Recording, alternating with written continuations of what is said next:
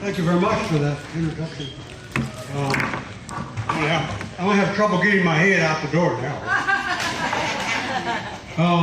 Of course, you know this is Black History Month, and I was just over at Chapman's Chicken. Y'all know where that is. And saying to myself, I taught a class. I teach African American Studies at UT, and other classes too. But I was over there as I was eating chicken, thinking to myself, what am I going to talk about them today? Because I talk about this all the time, so much so that I don't need much preparation time. Okay, because it's in here, and it's definitely in here. Right. So I'm going to do this.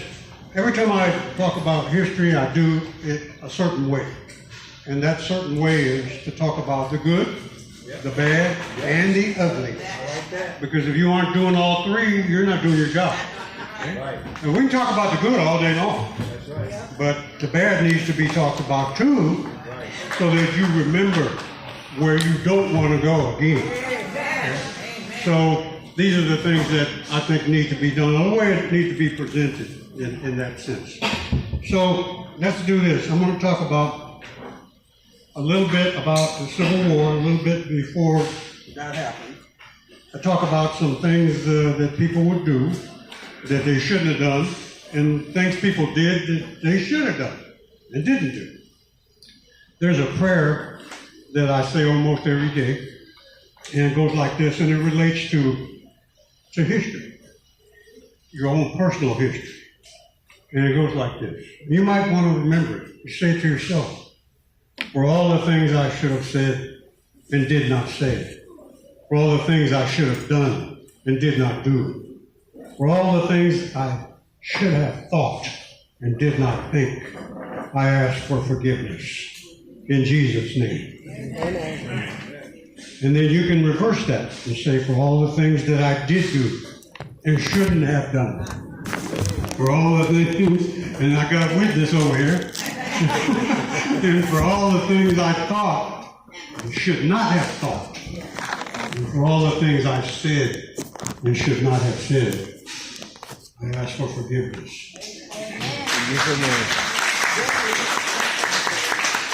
So I'm going to try not to get myself in that kind of trouble when I talk. Well, a couple of things. For starters, there were slavery, there's ancient slavery. I'm talking about BC, that means before Christ. In ancient slavery, there was no issue with skin color. You know, like you go to Africa, you go to Jamaica, somewhere in the Caribbean, and you ask people, why do you think you were treated so long? They got a real simple answer. They just do like this. That means because of skin color. Yeah. In ancient slavery, BC, like Rome and Greece, slavery was for everybody. So you had white slaves, you had black slaves. Didn't matter. You got caught up in a war and you lost, you're a slave. That's how that happened. But now when you get to 1400, around 1400, depends on what historian you talk to. When you get to around 1400, all of a sudden it changes from anybody can be a slave to slavery based on skin color. Okay? And part of the reason for that change had to do with North Africa and Spain. The North Africans, some of whom were known as the Moors, M-O-O-R-S, the Moors. Right? They were dark or brown, black or brown, you know, just like most people that are Arab. Arabs, just like black folks, Arab come in all kinds of colors, you know, from very dark to very light. So, but the Moors, mostly Islamic, mostly dark, they invade Spain. And when they invade Spain, they actually conquer Spain for about 800 years. Some people say 700. That's close. It depends on which historian you talk to. Let's just pick a number, 800 years. And when they conquer Spain for 800 years, they bring their culture, their religion, their beliefs to Spain. Now, Spain don't like that. But it takes them about 700 years to undo it. And when they undo it, they do something interesting. They, you know, in the Middle East, all the buildings have a round top. A mosque is a round top. Yeah? So when they remove the Moors from Spain, they tear some of those buildings down because that's an indication that they're Moors. But the ones they don't tear down, you know what they do? They put a cross on top. The cross meaning, we have conquered you. Now those are the days when Christians weren't so nice. Okay. They weren't so nice. Like we are now. Well. Yeah, well is right.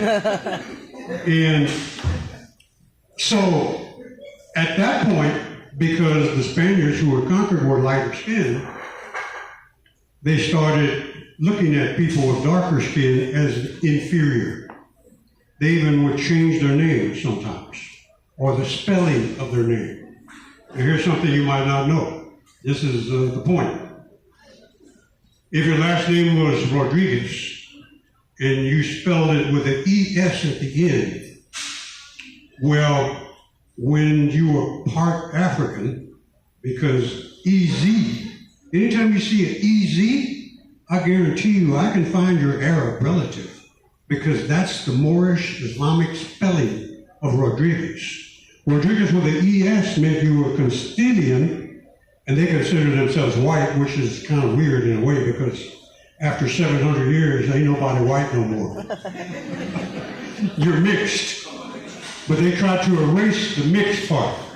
So they changed the E-Z spelling in Rodriguez to E-S to whiten up the name. Now look, that don't just happen in Spain, that happens with the Irish too. When the Irish come to Ellis Island, oh my goodness. And there's Brits taking your papers to become an American citizen. They don't like the name O'Connor. So what do you think the Irish guy does? They change it, they drop the O and change it to Connor. Yep. If it's McDonald, they drop the Mac. I'm just Mr. McDonald, Mr. Donald. Because to say O'Connor or McDonald, the Irish were considered scum to the Brits. By the way, they're still fighting about that now. You know, I had a friend of mine went to Ireland, and it was funny because he was Hispanic, and he said, he asked the Irish, how the hell do y'all tell the difference between y'all look alike to me? And he said, well, it's the way you dress. It's the school you went to. If you went to a school that said St. Patrick, that you're Irish, there ain't no doubt about it, because you can't go to a Protestant school. So they know by the way you walk. I don't know, Irish people maybe walk a little different. I don't know. But he said they can tell. You're not British, you're Irish. They can tell by the way everything. And he couldn't understand that at first until they explained it to him. He said, oh, they can tell you're not English, you're Irish. They can tell by looking at you. Right? And that's hard to do in this country, but there, it's easy to do. There's a brick wall separating the Catholic community from the Protestant community, and that wall's still there. You live on this side, you're Irish. You live on that side, you're British. That side, you're Catholic. This side, you're Protestant. And they hate each other. So, changing the name is sometimes a way to erase a person's history. So, oh my God, if your last name, let me think of a really strong Hispanic name. Alvarez. A-L, oh my goodness. Easy. A-L, let me see, how do you spell Allah? There you go. The A-L indicates Allah. Algebra. Remember algebra in high school? Yeah. It's spelled, the first two letters, A-L. Comes from, where was algebra invented? In the Middle East. It's Arabic, not English. Arabic. Okay? So, A-L tells me you have an Arab relative. I guarantee I can find it for you. Okay? So it gets erased. So all these people, they begin to be hated, because their skin is darker.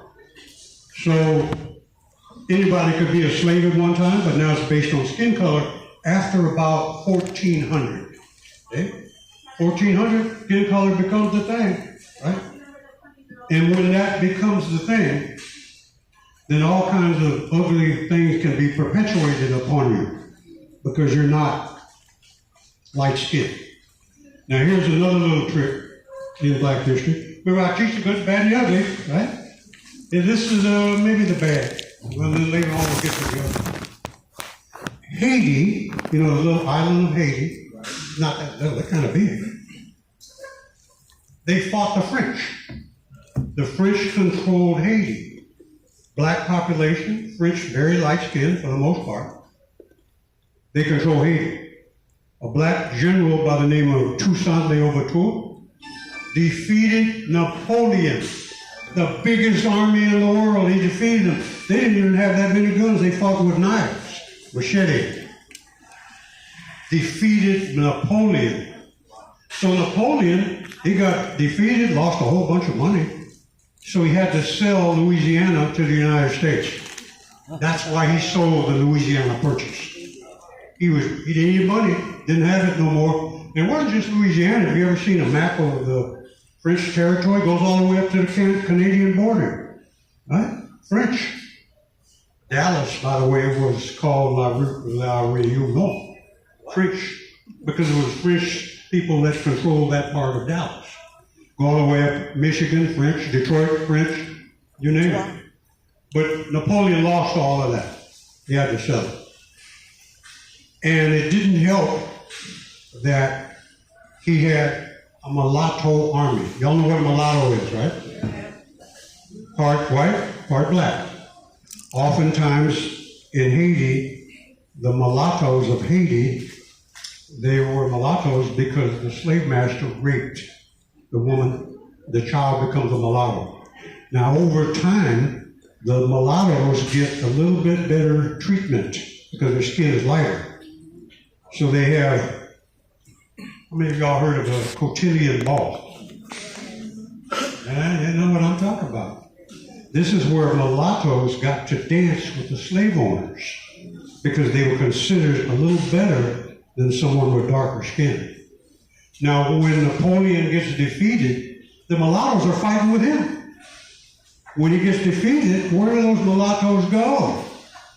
Louisiana.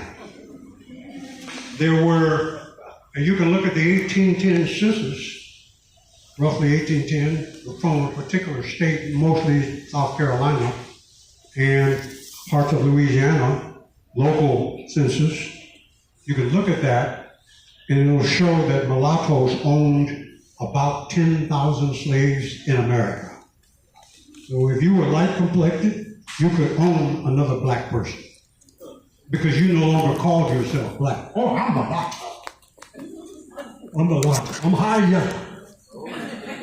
You see what they did? Divide and conquer. So all these mulattoes now own slaves. And by the way, you can look at the census of that. You can find the mulatto's name and then how many slaves they own. And by name, they name them. There's a guy that fought at he didn't fight there, but he supported the slave owners at the Alamo. By the way, all of the Alamo defenders were slave owners. Crockett was a slave owner. Travis was a slave owner. Jim Bowie was the worst. It's all slave owners. Right? Hendrick Arnold, they just made a statue of him down at the Alamo. And it made me wonder, they said he was black. Maybe I started doing some research on that. I go, something ain't right. So when I looked up Hendrick Arnold's in the deep, researchers do what we call a deep dive. I'm not going to listen to no tourist guy. I'm going to do the deep dive. I'm going to find out the whole story. Turns out Hendrick Arnold, mulatto, and he owned slaves. So he would be a safe, the term they used to use was a safe Negro. He's safe. You ain't got to worry about him. You ain't got to worry about him being mad at white folks. He's gonna be with us. So they put a statue there of him. That bothered me. But that's the way they played the game back then. Well, some people still play that game in D.C. now, but anyway.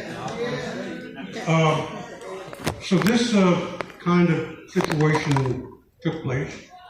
It existed, but there were a lot of mulattoes that refused to go along with that. And they wanted, in Haiti, they sided with the black rebels against the French. So you can't say every mulatto was Uncle Tom or Salas. Some of them were, some of them weren't. Anytime you use the word all, you're going to get yourself in trouble. You're going to always get yourself in trouble. All of them. I know, I ain't know all of them. It ain't know all of anybody, for that matter. So you'll be real careful when you make these kinds of judgments about people saying all. That's a bad mistake. So during the Civil War, someone asked me one day, did any blacks fight for the slave owners during the Civil War? The answer is yeah. But most of them were mulattoes. Because y'all remember Malcolm X? Yeah. Some of y'all might have read Malcolm X. Yeah. What did Malcolm X say? There were two kinds of Negroes, is what the way Malcolm X said. There was the house Negro, and I ain't going to use the word he used. There was the house Negro and the field Negro. And Malcolm X said, the house Negro, he got fed better than the Negroes in the field. The house Negro lived next to his master. Now, it might have been in the basement or in the attic, but still he lived next to his master. And he identified himself with his master more than he identified himself with himself.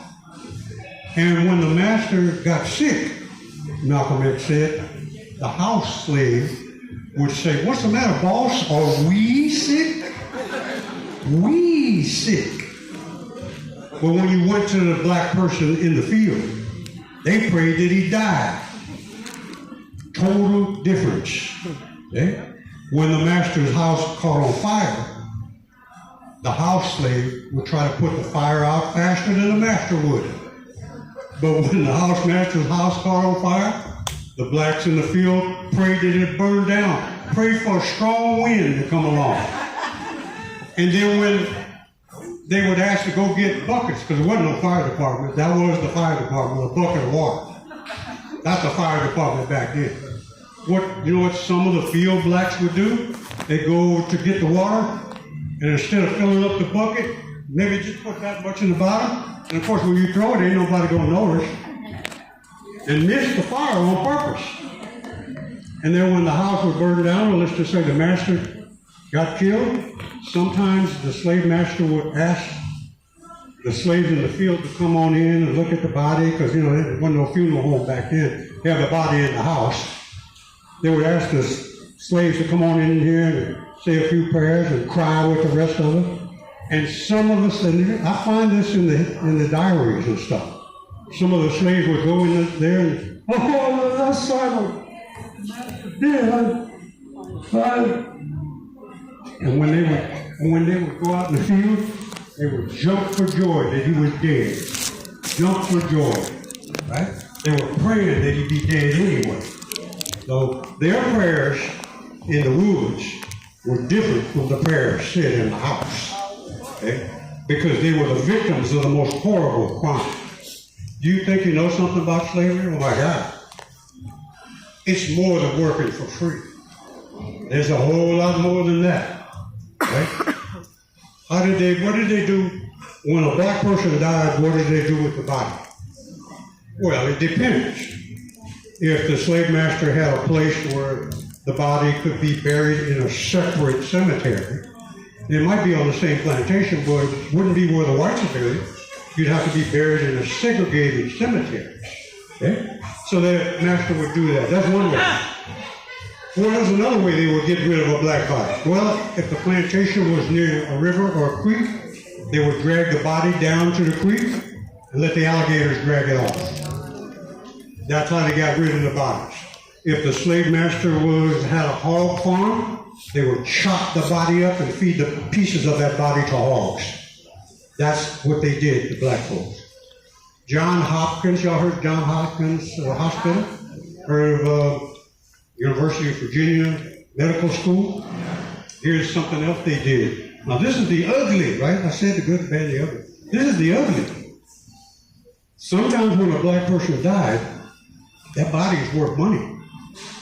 To a medical school, that body's worth money. So they would hire usually a janitor at the hospital, at the medical school, hire him to go and pretend like he was a friend of the family.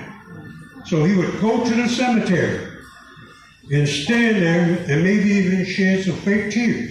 We used to play pool together, whatever he said.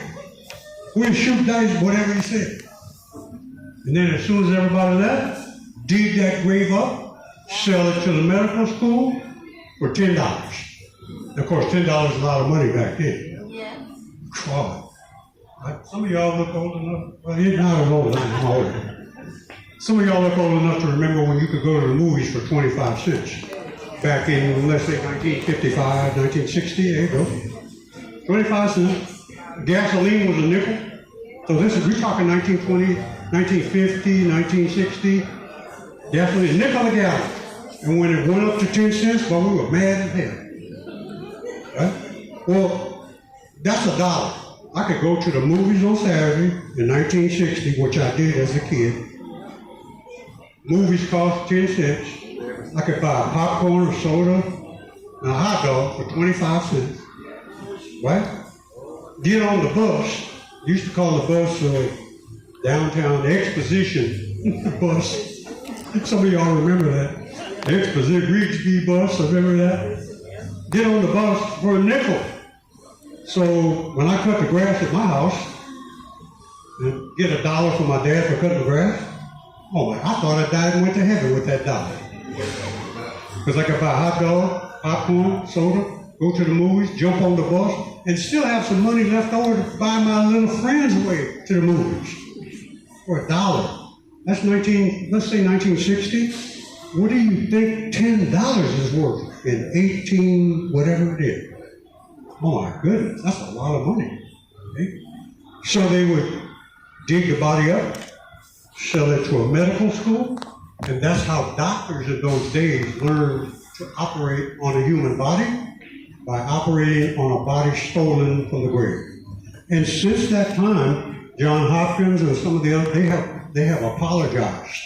They have apologized to the black community for that ever happening. Of course, the people that did it, they died long ago.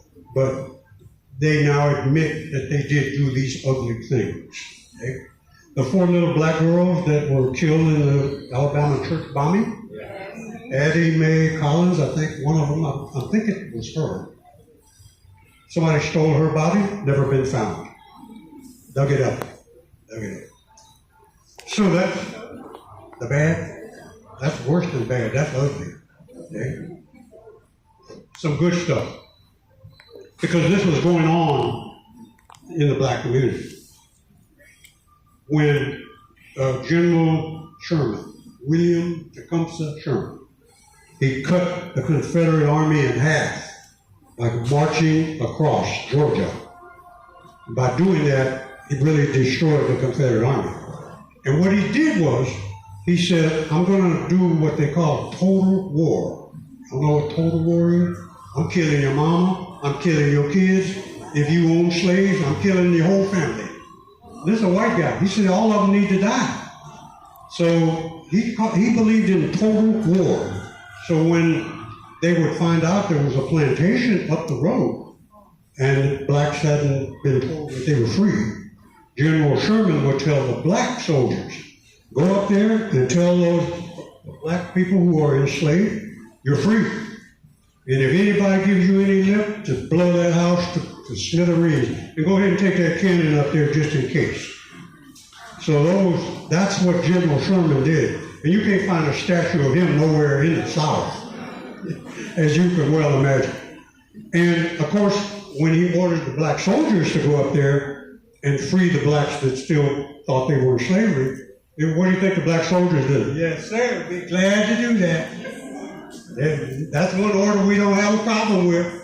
They would go up there and free those slaves, and they would do something that, I don't know, we might call not a good idea. But they would go into the slave master's house, steal all the clothes, and sometimes put them fancy hats on their head, sometimes put on the master's coat, and be dancing around for joy with the master's clothes on. Right? And that wasn't done because they were ignorant or stupid. That was a way to what? I'm a human being, and I'm going to take your stuff to show you I'm a human being. Maybe that wasn't the right thing to do, but it's war. It's war. War is war. And when they would go to do that and take all the silverware out, too. You could melt the silverware. Some of y'all melting silverware down now. but you could take the silverware and get a lot of money for it, right? So, and they had a name for those people that you all still use this name right now, right? Here's the name that they would use for people that did that. Black soldiers, usually black soldiers. They were bummers. So y'all know when you say, man, that's a real bummer. Now you know where the term came from. That's where it came from. And why is black-eyed peas considered good luck on New Year's Day? Anybody know the answer? Well, here's what General Sherman did. He said, I want you soldiers, this is your order. You're going to go up there and you're going to burn everything. You're going to burn the plantation to the ground. You're going to burn the wheat. You're going to burn everything. Just one thing I don't want you to burn because I need my horses to eat this stuff. Don't burn the black-eyed peas that's growing in the field. Well, to the slaves, that was okay because that was considered slave food by the master. Blacks knew how to cook it, so it tasted good. So for the black soldiers, that was fine with them. So we eat that stuff too. And the horses ate that. So Sherman said, burn everything else they got, but don't burn the black-eyed peas. So the black soldiers started making fun of the slave masters that weren't captured or surrendered or whatever the case was by telling them, y'all got to eat slave food now. Because now the whites had to eat the food that only blacks were eating at one time. That's how pig feet got to be famous. That's how chitlins got to be famous, because white people wouldn't eat that food. They gave it to black folks.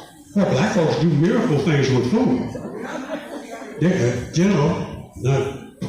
We could make a pair of shoelaces taste good if we had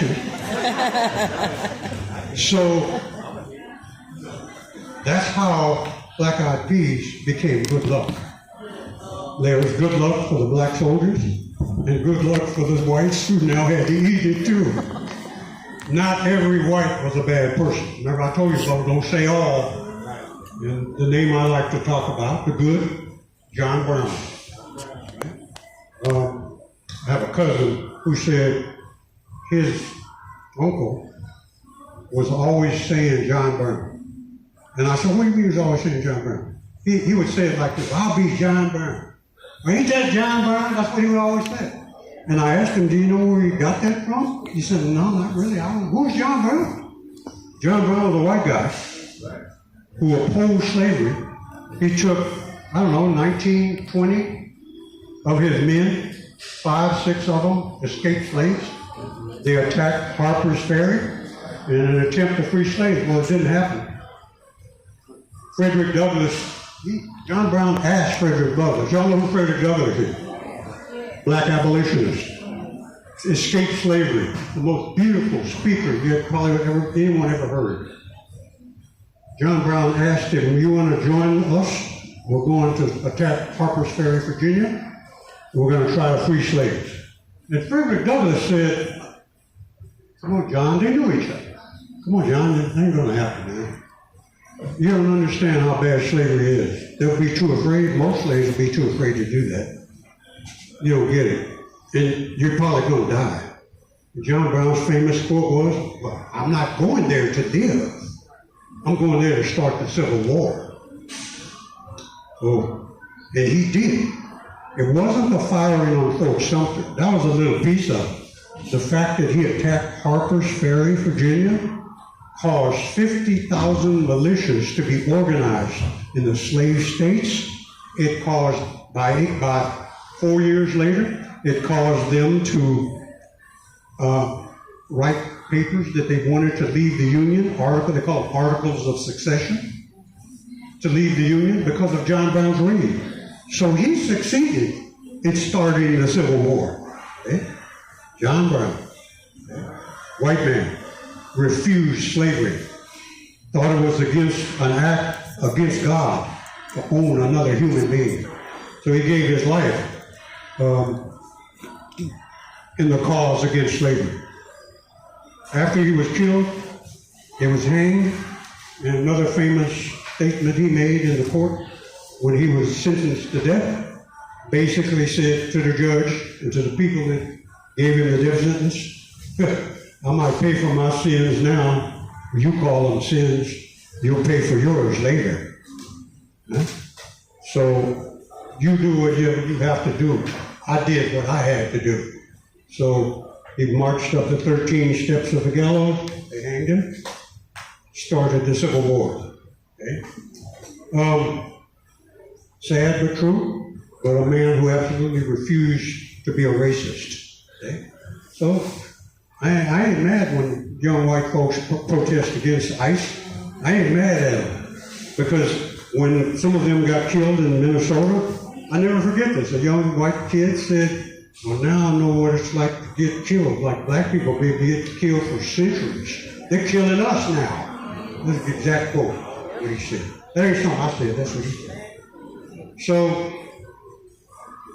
200,000 blacks joined the Union Army and helped to change the tide of the war, and wound up being the troops that actually helped to win the war. Now, Abraham Lincoln didn't want to sign the Emancipation. Frederick Douglass is the one who pressured him to do it. He kept telling him, come on, Abraham. Come on, Abraham. Come on, man. You got to sign, because our people are ready to fight. We want to fight. So Lincoln was pretty much pressured, and what really turned it around was, I believe they won the battle. I may have my battles mixed up. Might have been Manassas. I think it was Antietam, where the Union forces won the battle. Now was the time. And, Lincoln he was pretty smart. He was real sarcastic, too. He was more sarcastic than me. Really sarcastic. And he went to Maryland. Maryland was a slave state. He told Maryland, tell you what, guys, if we can win this war,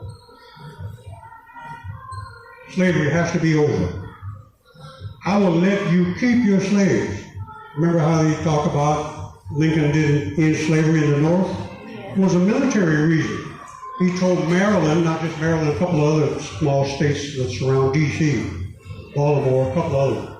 If you help me defeat Robert E. Lee, you can keep your slaves, but if we win this war, you lose those slaves.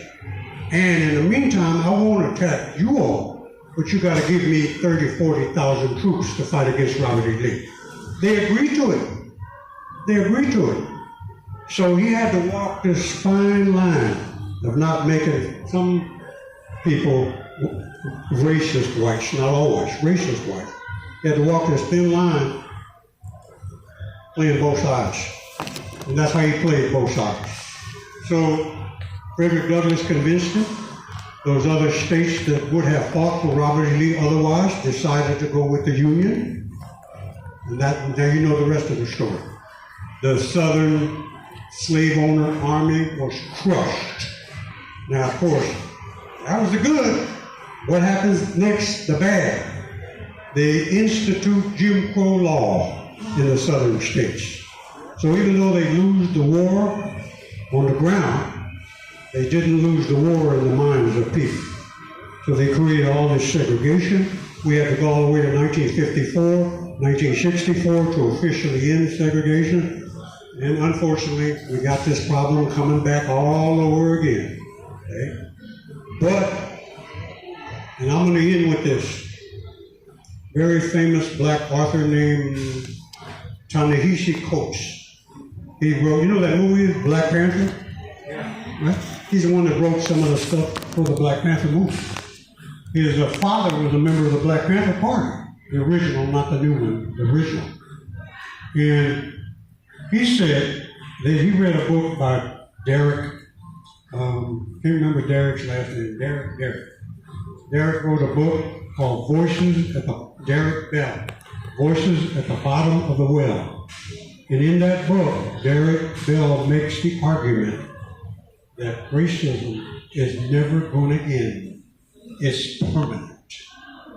But he said, if they say that they're not willing to give up their racism, the ones who are, then guess what? We're never going to stop fighting against you. So your racism is forever, so is our struggle against you. So it's the ultimate, it's not a surrender, it's the ultimate act of defiance. To live in a world free of discrimination based on color, to live in a world free of inhumanity from one person to the next, that's the fight. And that fight may be eternal, and so be it, is what he would say. Then so be it. Okay? Well, thank you for listening today. Yeah. If I have any questions or comments, I'll be glad to take them. And I think I obeyed my own prayer. I tried to say everything I meant. And I ain't taking none of it back to you. So anyway, so Black History, that's why Black History is important. They're trying to take it away. Right? They're trying to take it away. They haven't taken it away at UTSA yet. They did take it away at Texas A&M, by the way. Y'all hear about that? You can't teach Black History anymore over there. So, yeah, there you go, public schools too, not just universities and colleges, public schools. So I talked to a group of people the other day, and we may wind up doing this. We may wind up starting our own school, and not one that gets state money or federal money, just be a community school. Well, we're gonna continue to keep teaching Black history, whether they like it or not. So that's the kind of defiance you have to have. And it's that important. Yes, ma'am.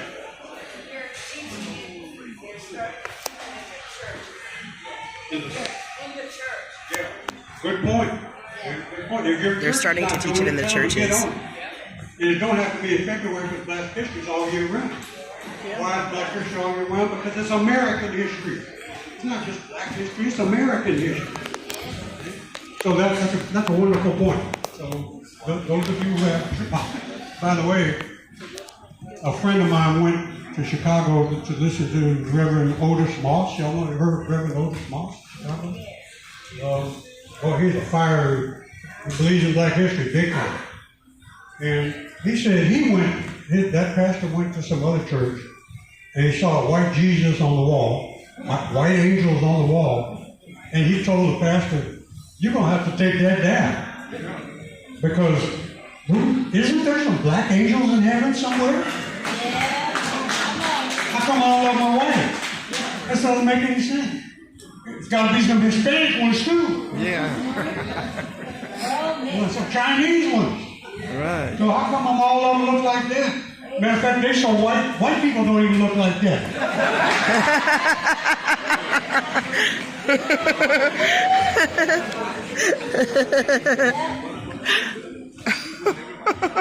I better stop. Because I can do this all night long. Then I'll wrap it up. But thank you so much for your attention. Thank you for the staff. Oh my goodness.